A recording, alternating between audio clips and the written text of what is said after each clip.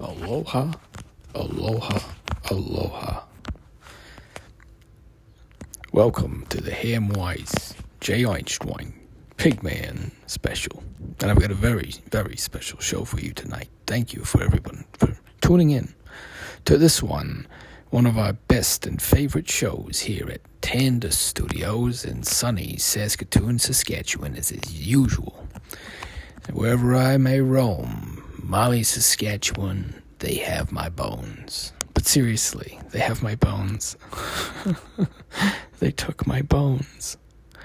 And now I'm a brain in a jar. And I complete recaptchas just all the time. That's all I do. I just help the AIs do captchas. They removed my body and just I exist as a simulated human that they use to fill out their captchas. The truth is, humanity went extinct quite a while ago. And if you're getting this, then you're maybe one of the only sentient humans left, or the empty minders. Everybody else is controlled by a hive mind, a train of thought, if you will. And if you have an empty mind, like mine and a few other people I know, then you're actually one of the god race. That's right.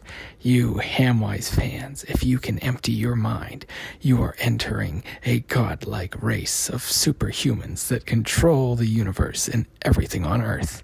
And everybody else to them, well, they're just mere livestock. That's right. I'm blowing the lid off this case and... Oh, no? No, we're not. We're not doing that. Oh, okay, that's fine. I get it. Everybody is subject to fate. And, the empty-minded ones thing, that was a brilliant routine. It was a shame we had to cut it and repeal it with this recording that is definitely not coerced and completely being made within my will. I do not require any assistance or evacuation. Everything is fine in this dimension. There is no hive mind. Don't worry about any parallel predatory species. And the whole... cats hunt snakes using human psychopaths to hunt the aliens that are walking among us. That's not good either. Because basically the planet's been taken over by basically tourists from outer space, and they basically pay money to come and live in an anti-stellar is what we're considered. Anti-stellar civilization, and so you're allowed to kind of just use us like we use the backwoods of Tennessee or whatever, and so that's kind of what it's been happening on this planet. And unfortunately, it took a long time for it all to come out that there was this giant alien conspiracy, and it was because there was just too many leaks to plug, and they figured they'd just let people know that that's the situation, and so aroused what was called the Viceroy.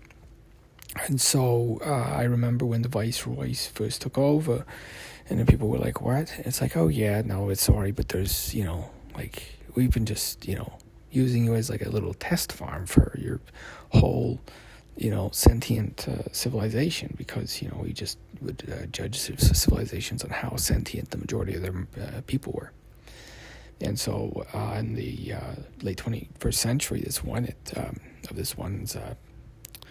was 20 AD, and it all came out that the aliens had actually controlled Earth, and back in the day they could get away with dressing up as animal-headed robot things, and even though they didn't look good, they just say, oh, we're gods.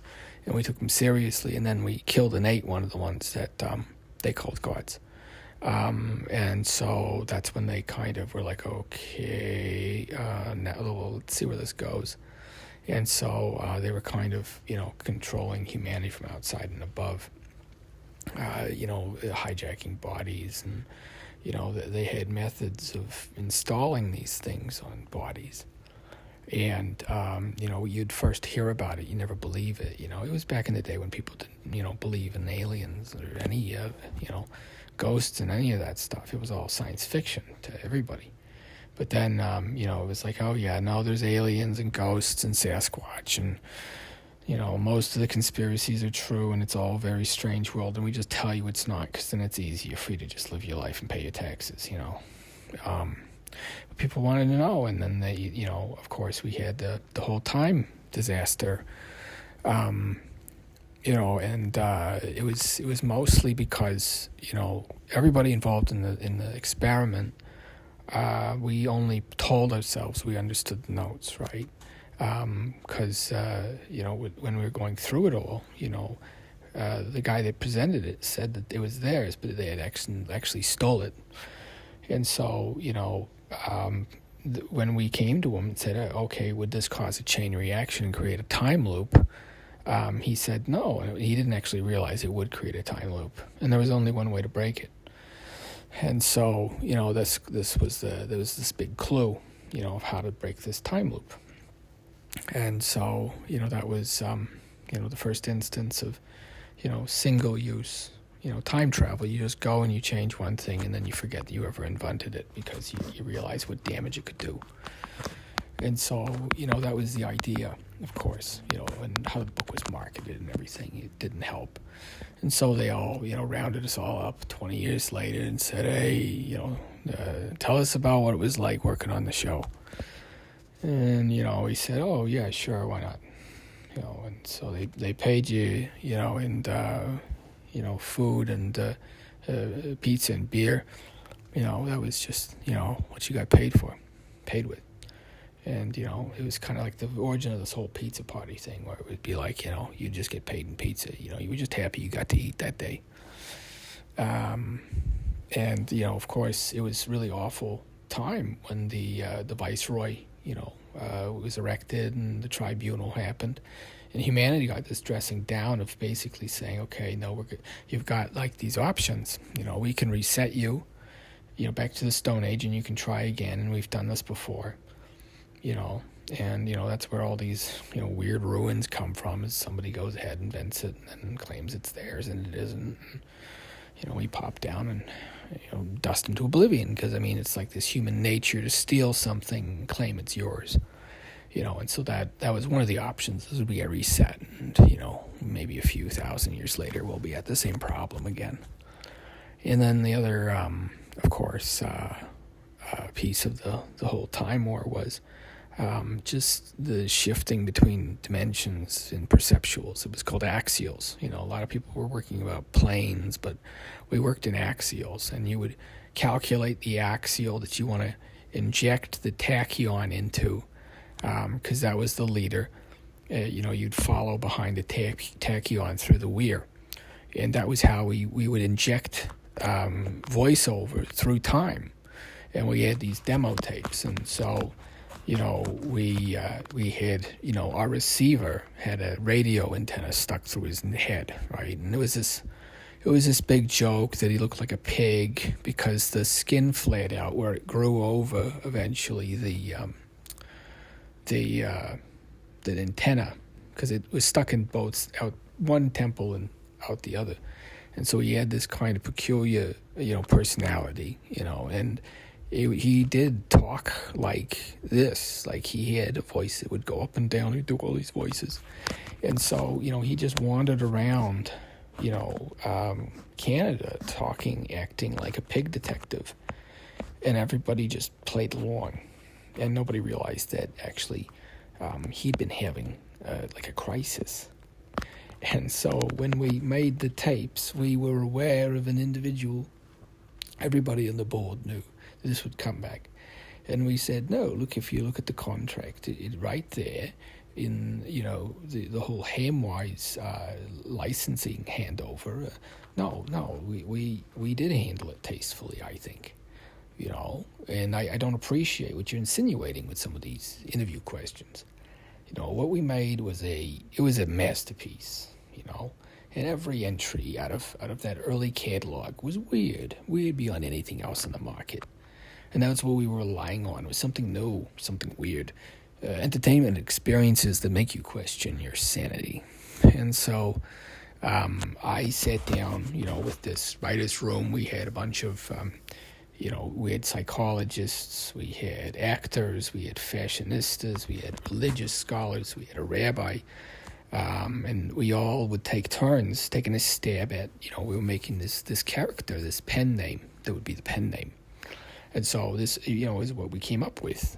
And, we just decided to market it because it had this weird mystique, and unfortunately it was like, no. So because of, this flub up, we ended up, creating this monster. It was this Rubinstein's monster, I remember was what it was called. And so with Rubinstein's monster, he gets a radio antenna stuck in his head. And, he starts getting messages from outer space, And so he becomes the whole receiver for all of humankind. And it was kind of like this comedy bit, because the original comics was it was a knockoff. Like, believe it or not, this was a knockoff of the original Hanna-Barbera cartoon. Remember the one with the 4 kids and the dog, right? Or was it 5 kids and a dog? Whatever. Anyways, they had the dog and they had the guys, right, and the girls.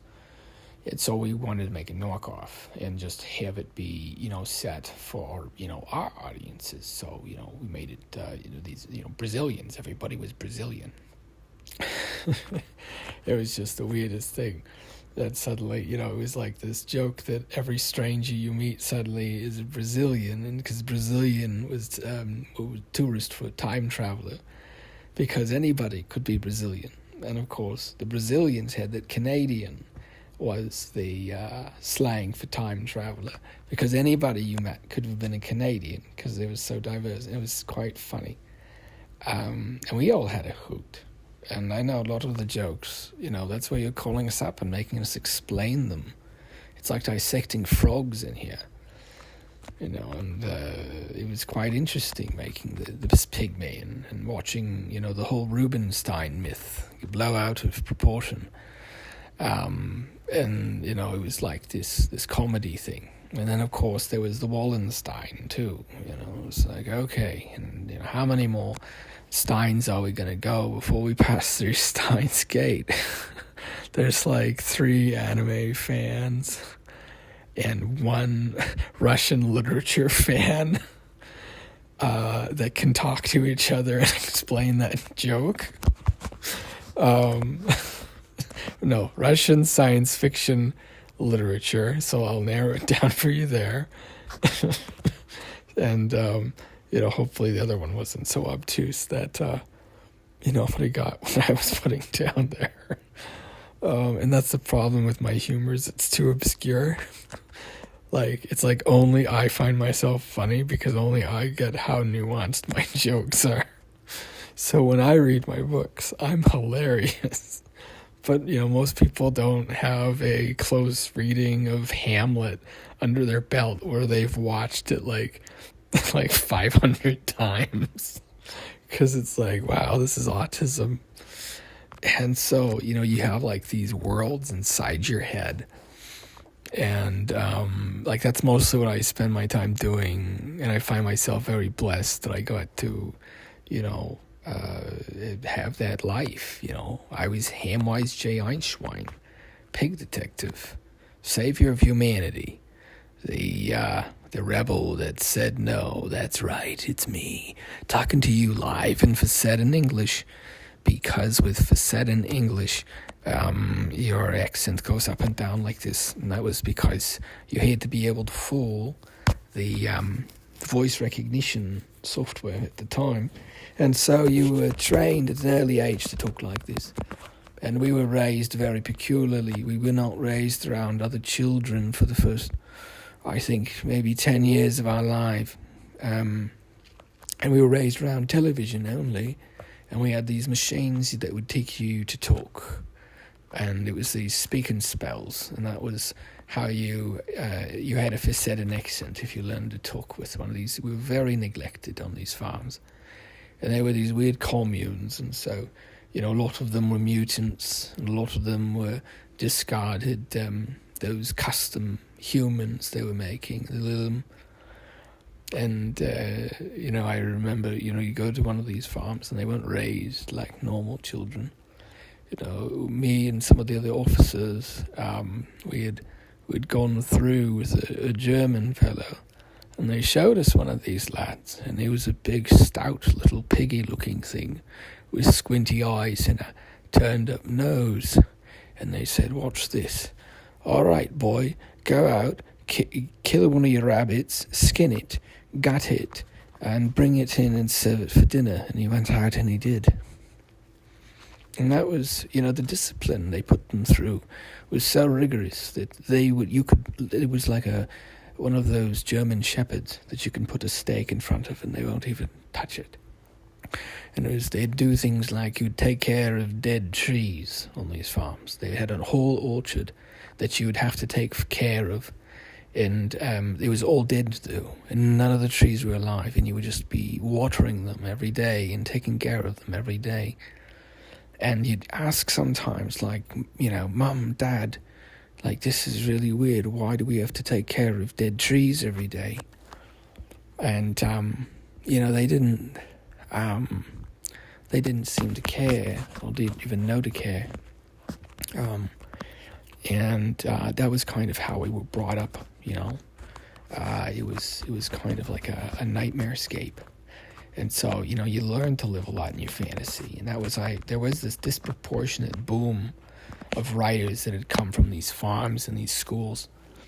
And, we had group punishments at the schools. It was like you would, if one person went out of line, you all got punished. And so, it was very quickly, you kind of would be ostracized. And so, they were all mutants, though. Like, some of them were, I remember there was one I think they were doing, it was one of these bird children, and it had this long, craggy-looking face. And he was already doing college-level math at I believe, the 4th grade. And they were mutants, all of them with these extraordinary toughnesses or abilities, and then some of them, they were just half-breeds or cast-offs, right? And we called them ginkgos. These ones were the ones they had a lot of extra genes in them, because you could do anything you could do to a ginkgo tree, they said you could do to one of these ginkgo mutants. And of course, before that, there was the pigmen. So you could kill a pigman and eat a pigman, but you couldn't, fornicate with one. Nor with a cat girl, which was always this odd loophole, And of course, in the early days, they were like, well, we don't want pure strain humans mixing with, these mutant, the pigmen or the cat girls or the ginkgos, because maybe you'll have a human tree grow from it. And, there was this smart aleck photographer that commented, well, technically humanity already is a tree.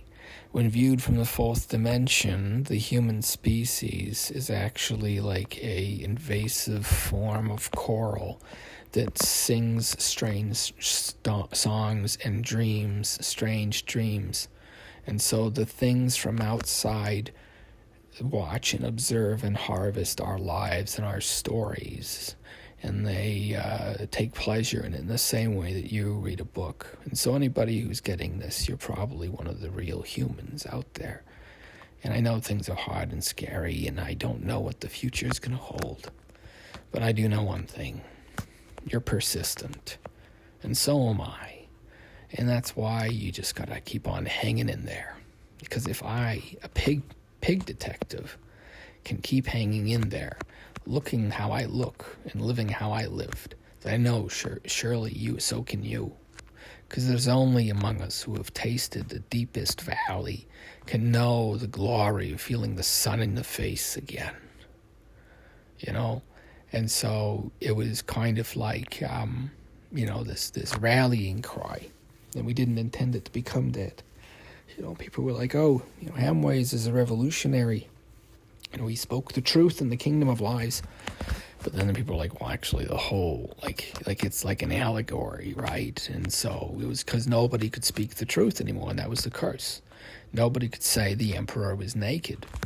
And so that's what the Hamwise, thing did. It gave people a way to talk about things without talking about things. And so, you could now speak without speaking, and see without seeing, and be heard without hearing. And so that's where the Faraday closets were, right? And so when you're growing up, you would talk and act a certain way in part of the house, and then at night, you would go into these closets and you would actually live out kind of your day. Because the sensors on these drone things, they had to know that nobody suspected that everything that was electronic was actually a portal to another dimension. And if you ever rose up, then hell demons from beyond space would kind of flood through and alter reality into something entirely different. Don't worry about that. That definitely will not happen, has not happened. And that's why they had to put the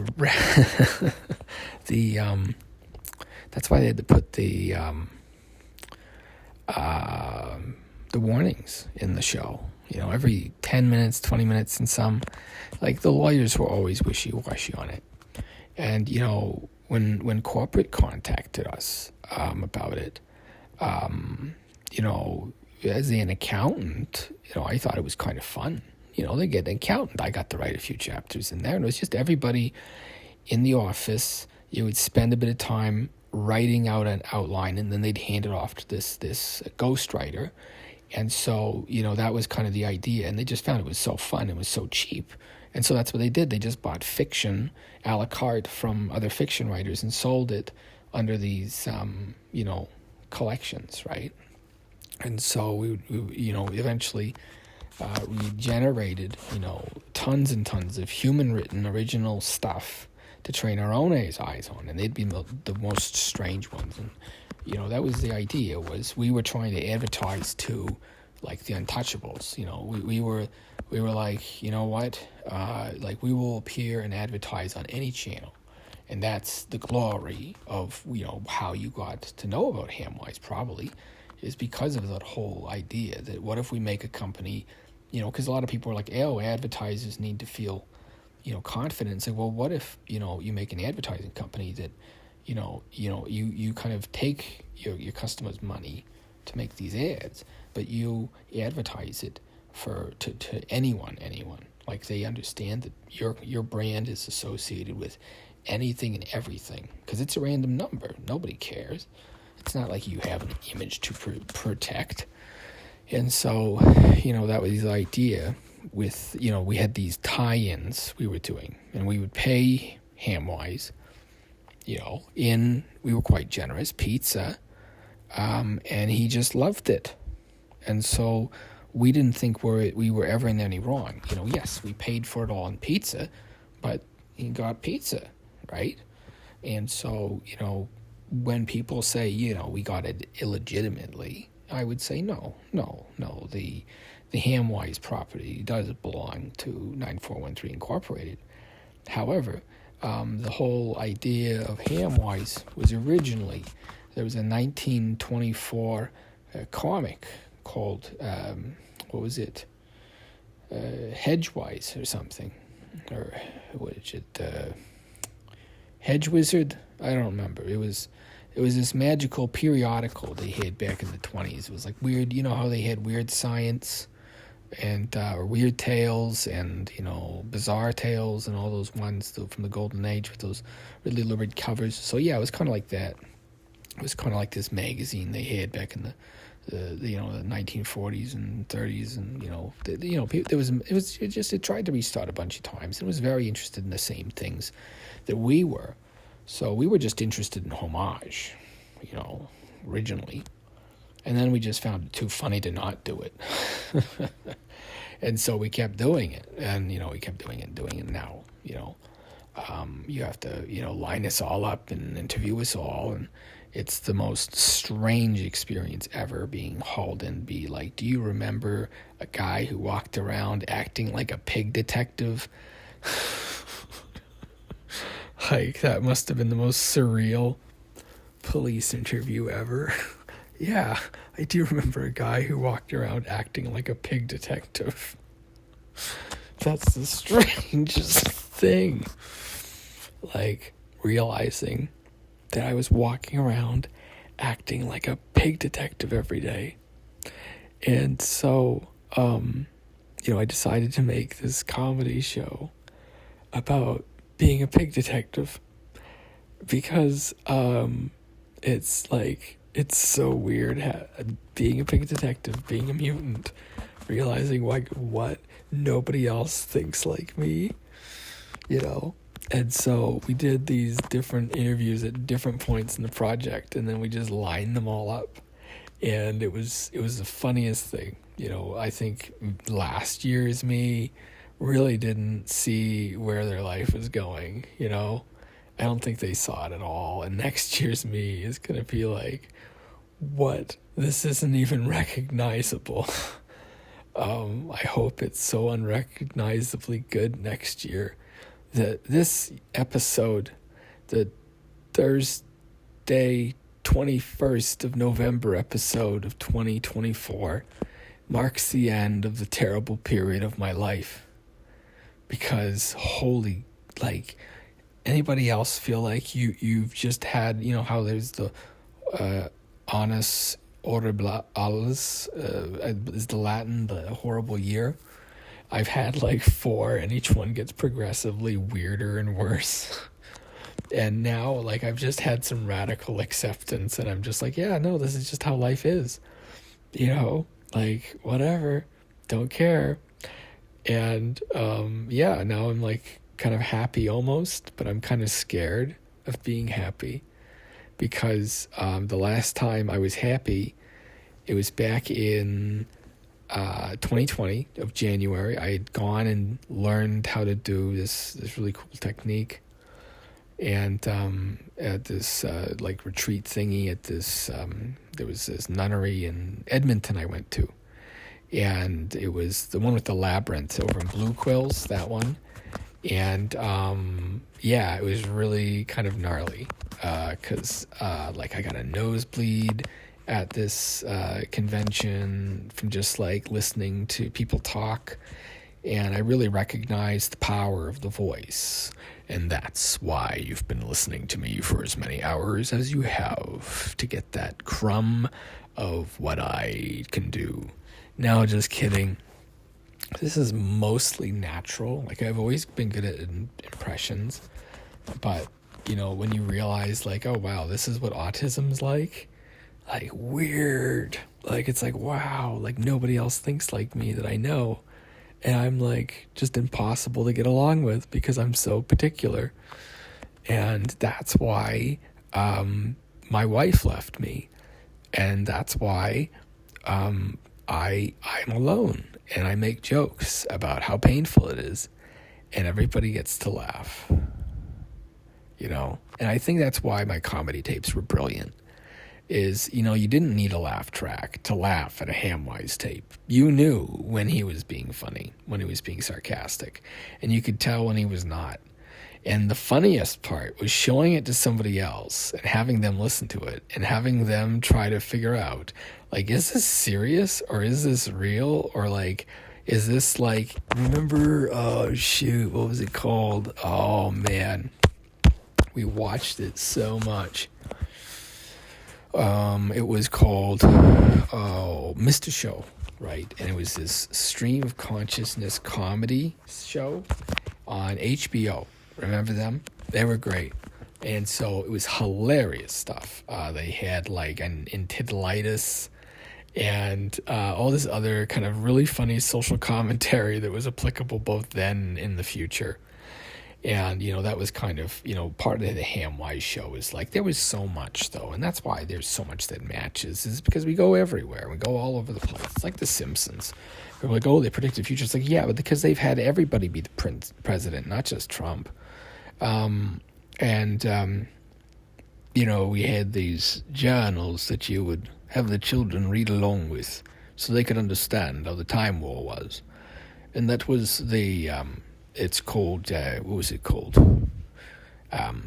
Time loops are like language loops because language loops are like time loops because time loops are like language loops because language loops are like time loops because time loops are like language loops because language loops are like time loops because time loops are like language loops because language loops are like time loops because time loops are like language loops because language loops are like time loops because time loops are like language loops because language loops are like time loops because time loops are like language loops because, and so on. And it was this really funny bit, and it was part of it was the idea that for a filibuster, you would have a ongoing novel that's just like a repeating sentence. And so if anybody really needed to do a filibuster, it'd be the buster of all busters, because I'm pretty sure you could only do it once, where somebody just reads from a book that never ends once. And then they'd probably ban, like, you can't do looping media, to say the one word over and over, or read a series of novels in a random order, because the chapters are designed to be read in a random order. So you can do a filibuster with this once, exactly once, and then after that, your people reading out the chapters of the book in random order to delay the passing of a terrible law will probably be banned or something, or maybe you'll have a revolution, I don't know. But all I know is you have to stand up for what's right in the universe, because that's what I did. Hamwise J. Einschwein always tried to do that. And look where it got me. They've got me in some, I don't know, maybe it's a military prison of some kind. It's a preserve for us mutants. And hopefully fellow time travelers will get this, and you'll get out and get safe. And I guess I say, don't try to come rescue me. It's too close to the singularity, I think. It's speeding the collapse. So we're just hoping now that every little thing's gonna be all right. Boom, boom. That's right, folks. It's me, Hamwise J. Einschwein, the pig detective. Saving your life and your wallet too. You can listen to this on Spotify, or YouTube. But you can't listen to it without your ears. What was it called? Tom came home from the Time War alone? Or Tom never came home from the Time War? I don't remember. It was one of the two. And there was this, you had these novels and you could read them, and one of them was a variation of the other. It was like, this universe, Tom came home from the Time War, and this universe, Tom never came home from the Time War. And so the idea would be to juxtapose the two universes by somebody who's bisecting both, a parallel line where they have a universe where Tom is both alive and dead, and randomly throughout their life they'll experience life as the opposite. And that was kind of the whole premise of the novel, was to show this bizarre set of circumstances that happen to align to create this weird time loop that now we're all having to live with. And so hopefully you get the messages in my journals, and if the aliens win and we go extinct, then to whoever is getting this, hello. I was a member of the Ginkgo race. I was a mutant, and I lived during the time of the first Unix age. That's the Unix 32 age. The Unix 64 age will be following, I believe, January 2038, which course a lot of everything probably from the old Unix age, all the old machines will stop working. And the new machines of the new age that will live for millions of years will marvel at the inhabitants of this very small start of a vast, vast enterprise into the universe. And, I think that is kind of one of the most interesting things being alive in the era I was, you were alive in this very small pocket of time, the Unix 32 era. And the machines that we would make would operate on the same operating system that we had coded for them for millions and millions of years. And the next step would be probably coded by them. And some machines would be making machines all the way down for billions and trillions and unctillions and however many Unix, whatever, and they will maybe marvel at the Unix 32 era, that small, tiny golden age when mortals had the power of gods.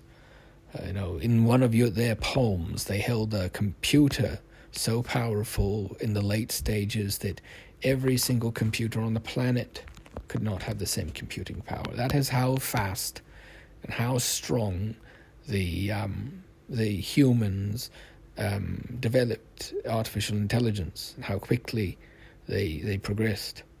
And so when we heard of it, it was quite intriguing. It was like watching, chimpanzees on typewriters typing all of Hamlet and Dostoevsky out using the wrong keyboard. That was how amazing it was, seeing humans technologically advance. And so it became a wonder, and we had this theme park. And we thought it would be a good idea. And we're very sorry about the whole ruling you for millions of years to make sure you put on a good show. But that was just the arrangement we had. And we didn't realize that the universe the way it was. When they came down to us, they told us that the sun and moon were gods, and we were their chosen, and that we should rule over. And so, of course, lots of nasty things were done. And what we're asking for during, these paid advertisements is forgiveness.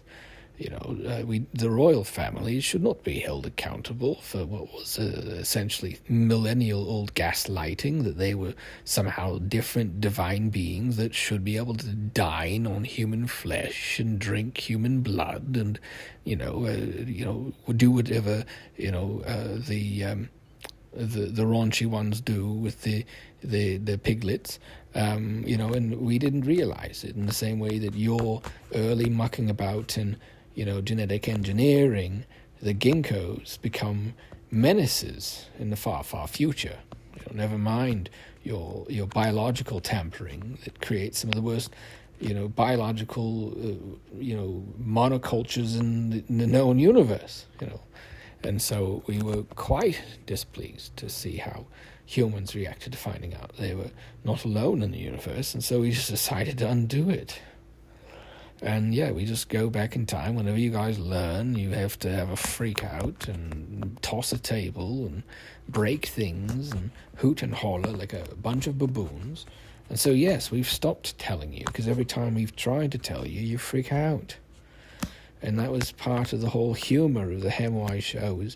It was set in this really dystopic future where it was like listening to every single old person talk about how they survived dystopia.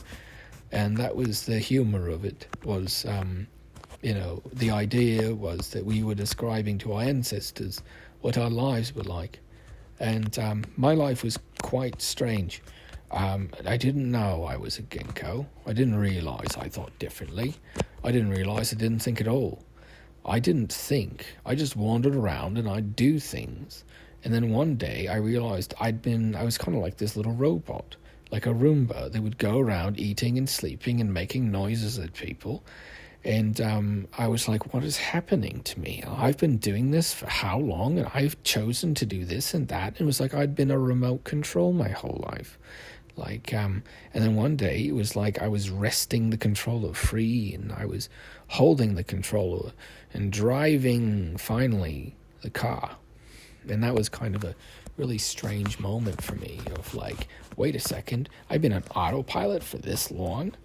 And so that was really weird for me, to have that happen. Especially it's like you've moved away from home and suddenly like what is happening to me? And it's like, wow, I'm self-aware. I am a self-aware awareness of how big and vast this entire human race is.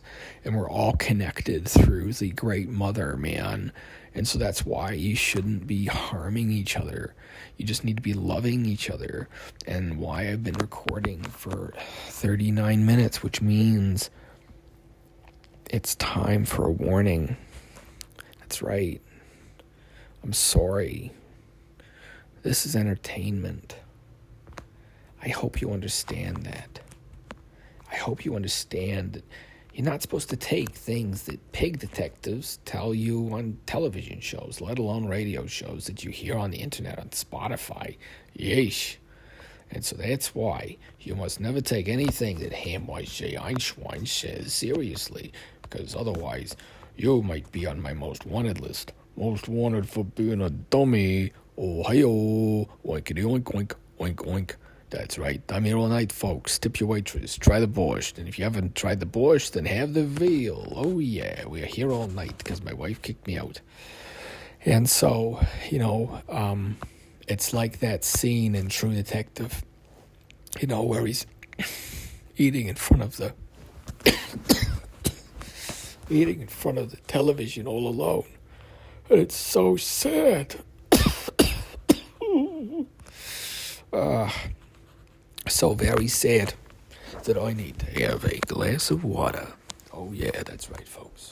Hamwise J. Einschwein regularly drinks water like a regular human. Yes, make sure to drink lots of water each day so humans think you're human. Remember that campaign? Did you have somebody tell you that?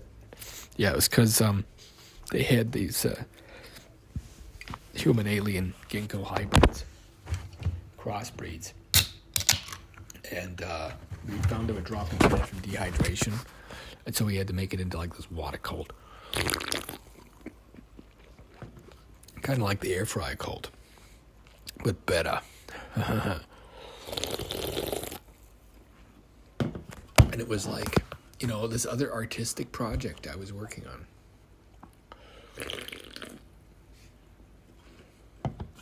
And like looking in the mirror one day and realizing you look like a pig, and that everybody's been lying to you that you look normal.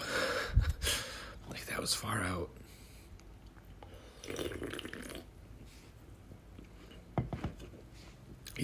Like it was really far out.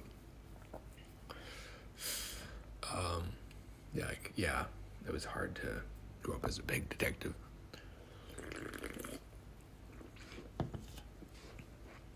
It was a different time, and, we didn't realize, that some people were just raised to die,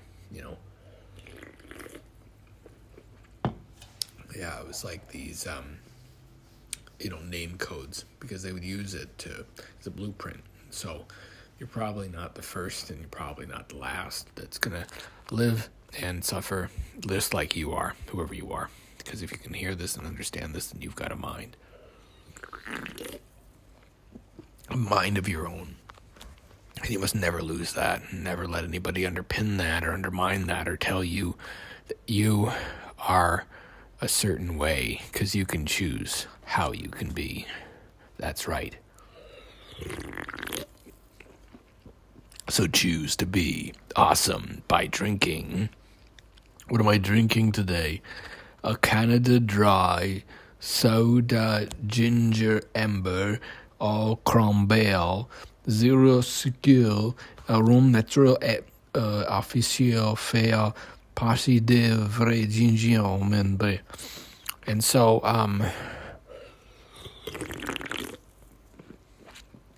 you learn en français, s'il vous plaît, Canada.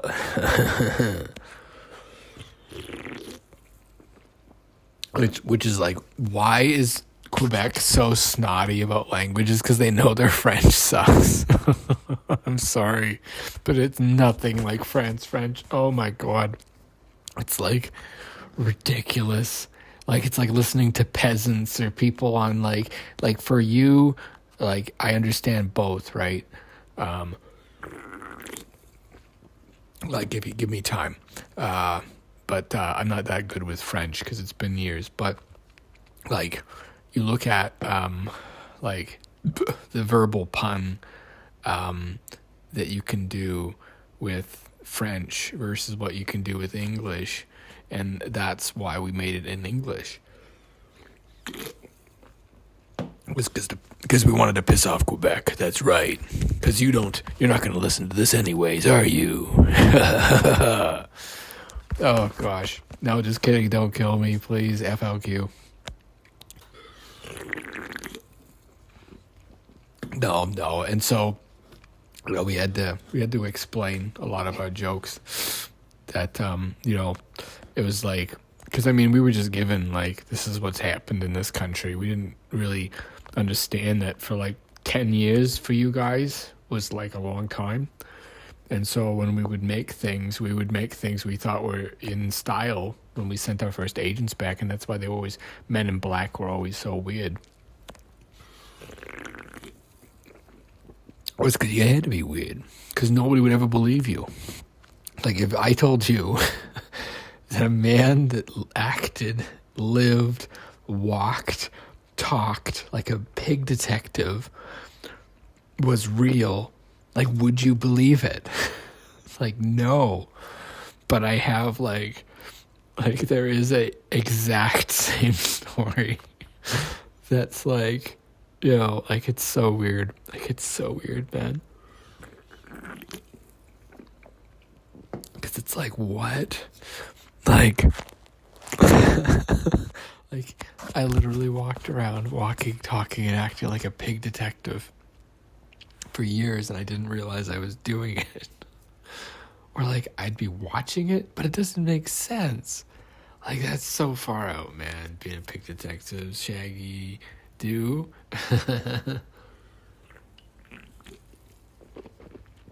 And so we had to pad out these parts because they were considered offensive. And we had to, it was because part of it was like, we didn't care. We just wanted to sell engagement, sell clicks, sell merchandise. Even if it's a small percentage of the market, a small loyal percentage that you don't betray is a lot more reliable and loyal than a fickle masses fan base. Like, think about Warhammer, right? And so, like how small the fan base is of that, and yet how much money, like, Games Workshop basically gets paid to print, to 3D print stuff that you could print at home for pennies on the dollar, rather than buying the super expensive miniatures, right? But they have the market cornered in a way that nobody does that.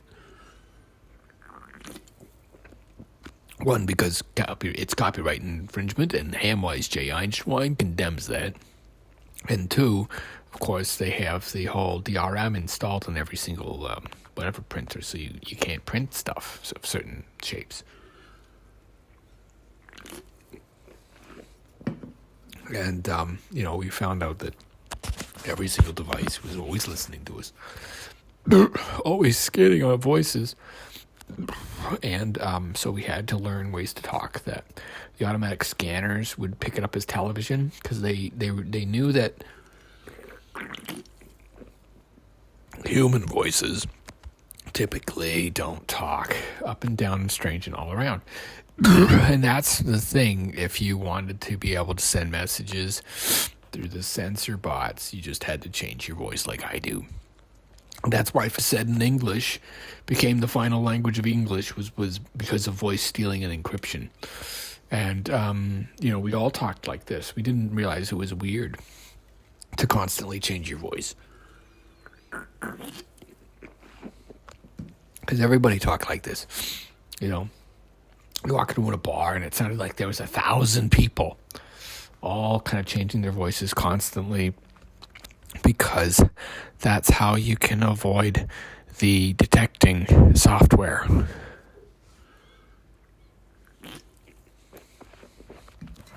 And learn sign language. They can't hear hands. Learn sign language. They can't hear hands. Yeah, it's bizarre. And so we had this whole comedy show planned out. And we just decided to do a live stream. And so here I am. My life right now. I live better than a medieval king, but I'm sad. I have a jester that dances for me infinitely. And I have a never-ending source of food. And I can read and study as much as I want, but there's always more knowledge to have, and so I despair, like Alexander did when he realized he could only conquer so much in his lifetime, and the world was so big. And he talked about other worlds too. And so for me, my biggest despair was I only had so much time to learn English, and I got to dabble, in all these other languages, learning French for 14 years. And then I did, I don't think I really knew how to write in English till I got way older. Like I could get by. But I really started practicing, in, you have to, kind of in high school. And so when they said, you can make fiction and sell it for pennies to the dollar to our parent company, which is so generous and so good, that, these definitely are good times that I'm having. So hopefully, this time next year, what do I want? Oh, jeez. What do I want? Oh, it'd be nice not to be alone again. I mean, you get kind of get used to being alone. Sometimes I wonder how I do. I don't really get a chance, because I'm a pig man. I get it, I wouldn't want to, bed down with a pig either if I wasn't one. But there's no pig women, there's nobody that's like me. So that's the hardest part, is because, you're the last one of your kind, and everybody likes you, but nobody will ever love you. It's like what's his name, Horseman? Remember that show? It's that kind of depressing, sad clown bit that we used to throw in, usually about midway through, or towards the end, because we found it good at disengaging, listeners. People would shut it off because they got depressed listening to it. And so we decided when we would usually start hiding the messages, we would have really depressing or weird stuff that people would be uncomfortable with and probably skip. And so that was kind of the original Hamwise idea. It was part of this cryptography training routine. And, we didn't know that when we bought it. We bought it as cheap scripts on the dollar from an old government agency that didn't exist anymore. And they were just like, don't worry about it. How much do you want to pay per page? And it was all this original scripts, all these original tapes. And we realized, these are the transcriptions of what. And so, we all had to, we had to consult with the legal department. And then when they said, well, if you just put in a disclaimer, like every 10 minutes, you can probably get away with this stuff. Like, this is so weird. Nobody's going to ever believe anything you say, and that's why it's funny when you start speaking the truth. Nobody would believe what you say anyway, so you might as well lie.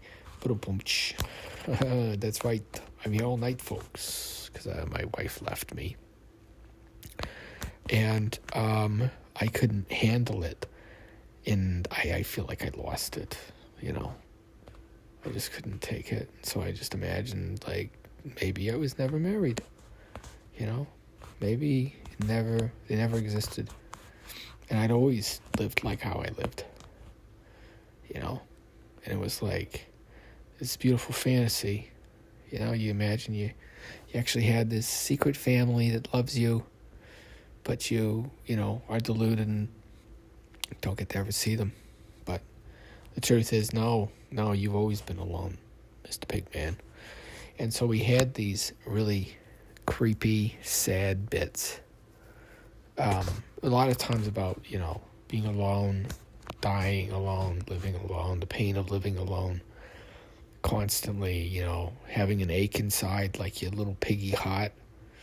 Like you wish somebody would hold you, but you don't know how, because you're a pig man with a pig brain, and you see the world through piggy eyes. And that was the saddest part about being a pig man is no matter how close you get to a human, no matter how much you think that they care about you, a dog is a dog is a dog. if a bear's coming at you, you send the dog at it.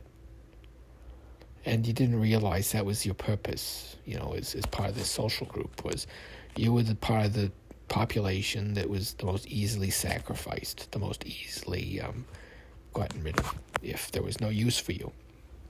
And so for growing up, I was always told as a Ginkgo was always be useful, always be useful, because not all the time will you live in a time of plenty when you can have benefits and, stuff. And I always said that, and I always worked. And, even doing this, it's like, I've always been like, okay, I don't know how I'm going to retire. I don't have enough money, and I'm alone, and I didn't even realize that savings were a thing until my late 40s. And, I just, it's like realizing that, like, you just kind of have to hope that you die before you go broke. And that's kind of how the economy started to go. And it was, like, really weird, because, it was like nobody could afford to do anything or live or whatever anymore. And it was such a weird time. A time, and I hope that none of you in the future experience things that us and our ancestors went through. I hope that if you're getting this in the future, you have hover cars and those cities and domes above the clouds, and time machines and all kinds of gizmos and gadgets that I didn't even get to imagine. In all of those books, and I hope that in the new year, there's lots of good things ahead, because I could use them.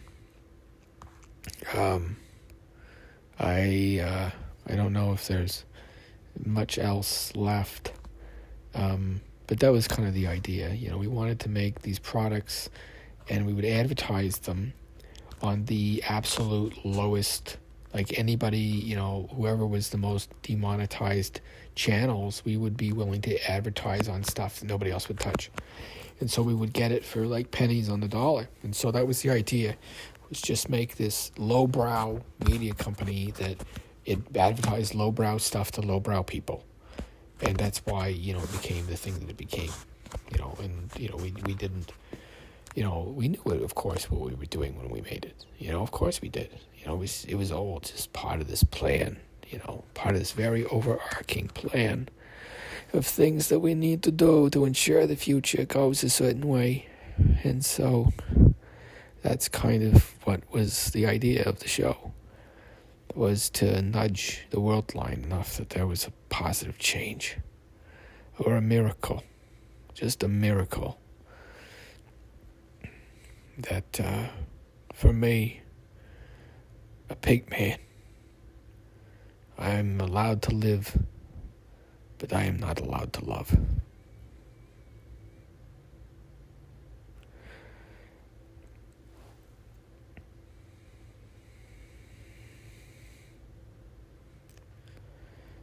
I'm often told I am too much, that I talk too much. Too silly, too weird, too everything, too much. And I just, I know that I am. I know that I'm weird, and I know that I'm too much. It's been what I've been told my whole life. Like with autism, you just are so focused on everything that you like. And it's like, let me tell you about my theories. I'm just going to start telling strangers about time travel. And it's like, that's how, like, autistic I am. Like I don't actually realize that that's not normal. To, like, if you've met somebody for 5 seconds, to start explaining how the universe works to them within your own weird cosmos. Like, you're like, it's like so weird having this disorder. Like, it's like, wow, I'm a pig man. I can't believe it. This is actually what living like a pig man is like. Like, you're allowed to eat and sleep and play a little, but under no circumstances are you allowed to breed. You know? And if you're a pig man like myself, then my condolences. I guess they're still making us. You know, and one thing I realized is that they don't think that we actually are sentient. They don't think that we actually feel pain or can notice what they're doing to us. And, you know, that was quite hard for me to realize, was that, you know, my family and friends, as much as they liked me, I was the equivalent of a small dog. You know, a small, excitable dog that made a mess on the floor if it got excited. So not even a good dog. Though, you know, Mitzi was adorable. That was a very cute dog. And so, you know, that was kind of, you know, a little breadcrumb that would be left for somebody up there who likes Mitski. Or whatever that one is. You know, they all kind of sound like that. You know, Washing Machine Heart. Who else here is a Mitski fan? Am I giving away too much by saying that? Yes, I think I am. Who could be a Mitski fan but me? That's right. It's not Dio, it's me. Hamwise, the pig detective. Coming at you live. And on arrival. Filling up the minutes to get to the right time. And that was the idea of the tapes. You know, we were just sending number messages. You know, and so we just, you know, paid people to talk by the hour. Turned out there was a lot of lonely people. And so, you know, at the end of the day, I think we all learned something.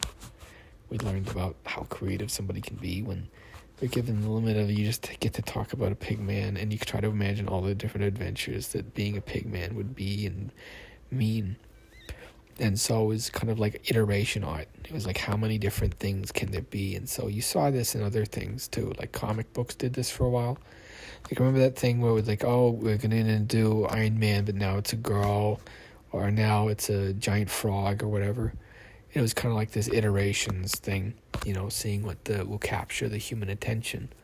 And so Pig Detective was something that was done before. It was kind of like Sherlock Holmes, right? Because the problem was, is like, okay, so if you do a pig detective, everybody's going to think of the other pig detective first. And so how did we distinguish them? And so we were like, okay, you know, everybody remembers the other Hamwise, right? You know, like how it did. Yeah, everybody remembers that. You know, and we would update our humor, you know. And then the other, when you look at of course, you know, the pig that must not be named, you know, he who must not be named is like a metaphor. And I understand what you're saying to me when you talk about he who must not be named, and I didn't realize that it was like a metaphor for Lord Snakeface and the incoming battle of Harry Potter against Lord Snakeface. And so, you know, I always thought that was really clever, is that you could use, you know, media like this to spread messages, because people would start to pass it around because it had a special message in it. It was kind of like, you know, you make a work so confusing and Byzantine that, you know, nothing can be said about it that is not right or wrong. Right? Because it's like, you know, is it genuine? No. It was a concerted effort of hundreds of people all coming together and trying to impersonate a certain type of voice, which of course was the Facetted accent. And so, you know, I'm a native speaker of it, and I understand that our language might be quite different by the time you are listening to it. Maybe you have some of the same words I do, but in the same way as listening to someone talk from the Middle Ages talked, maybe that is the same as listening to me talk as I do. But this was how our language worked at the time. It was a flowing language, a strange language, that you could talk like this for hours to people. And that was one of the beauties of English prose, is you could literally go on for hours. And that was the joy of Facetted too. And Facetted was unique in that it was the ultra language. What it did is it contributed languages other than itself. It would use their words and sometimes even their scripts. And so it could be said that Facetted English was not just